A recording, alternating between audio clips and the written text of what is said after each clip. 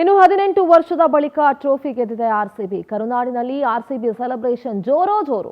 ಮೈಸೂರಿನಲ್ಲಿ ಉಚಿತವಾಗಿ ಹೋಳಿಗೆ ಊಟ ಹಾಕಿಸ್ತಾ ಇದ್ದಾರೆ. ಇಂದಿರಾ ಕ್ಯಾಂಟೀನ್ಗಳಲ್ಲಿ ಫ್ರೀ ಹೋಳಿಗೆ ವಿತರಣೆ ಮಾಡಲಾಗ್ತಾ ಇದೆ. ಆರ್ಸಿಬಿ ಅಭಿಮಾನಿಗಳಿಂದ ಹೋಳಿಗೆಯನ್ನ ವಿತರಿಸಿ ಸಂಭ್ರಮ ಪಡಲಾಗ್ತಾ ಇದೆ. ಎಷ್ಟೋ ಕಡೆ ಕೇಕ್ ಕಟ್ ಮಾಡಿದ್ದಾರೆ. ಇಲ್ಲಿ ಮೈಸೂರಿನಲ್ಲಿ ಇಂದಿರಾ ಕ್ಯಾಂಟೀನ್ಗಳಲ್ಲಿ ಫ್ರೀ ಹೋಳಿಗೆಯನ್ನ ಡಿಸ್ಟ್ರಿಬ್ಯೂಟ್ ಮಾಡಲಾಗ್ತಾ ಇದೆ ಆರ್ಸಿಬಿ ಫ್ಯಾನ್ಸ್ ಇಂದ.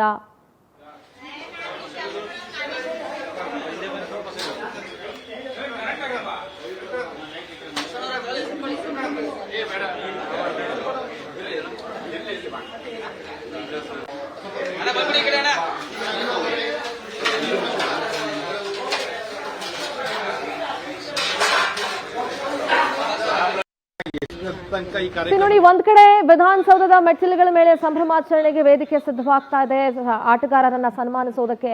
ಇನ್ನೊಂದ್ ಕಡೆ ರಾಜ್ಯಾದ್ಯಂತ ಬೇರೆ ಬೇರೆ ರೀತಿಯಲ್ಲಿ ಅಭಿಮಾನಿಗಳು ಇದನ್ನ ಸೆಲೆಬ್ರೇಟ್ ಮಾಡ್ತಾ ಇದ್ದಾರೆ. ಎಷ್ಟೋ ಕಡೆ ಊಟ ಹಂಚ್ತಾ ಇದ್ದಾರೆ. ಇಲ್ಲಿ ಮೈಸೂರಲ್ಲಿ ನೋಡಿದ್ರೆ ಹೋಳಿಗೆ ಹಂಚ್ತಾ ಇದ್ದಾರೆ. ಇನ್ನೆಲ್ಲೋ ಕೇಕ್ ಕಟ್ ಮಾಡಿ ಕೇಕ್ ಡಿಸ್ಟ್ರಿಬ್ಯೂಟ್ ಮಾಡ್ತಾ ಇದ್ದಾರೆ. ಇನ್ನೆಲ್ಲೋ ಒಂದ್ ಕಡೆ ₹1 ಟೀ ಮಾರಾಟ ಮಾಡ್ತಿದ್ದಾರೆ.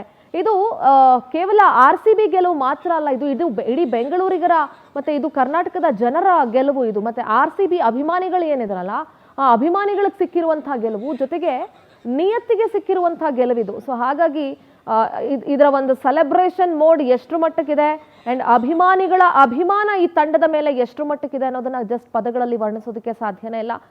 ಆಟಗಾರರು ಬರ್ತಾರೆ, ಅದಕ್ಕೆ ಸನ್ಮಾನ ಕೂಡ ಆಗುತ್ತೆ. ನೋಡೋಣ ಚಿನ್ನಸ್ವಾಮಿ ಸ್ಟೇಡಿಯಂನಲ್ಲಿ ಎಷ್ಟು ಮಟ್ಟಿಗೆ ಸೆಲೆಬ್ರೇಷನ್ ನಡೆಯುತ್ತೆ ಅಂಡ್ ಅಭಿಮಾನಿಗಳ ಜೊತೆಗೆ ವಿರಾಟ್ ಎಷ್ಟು ಮಟ್ಟಿಗೆ ಸೆಲೆಬ್ರೇಟ್ ಮಾಡ್ತಾರೆ ಅನ್ನೋದನ್ನ.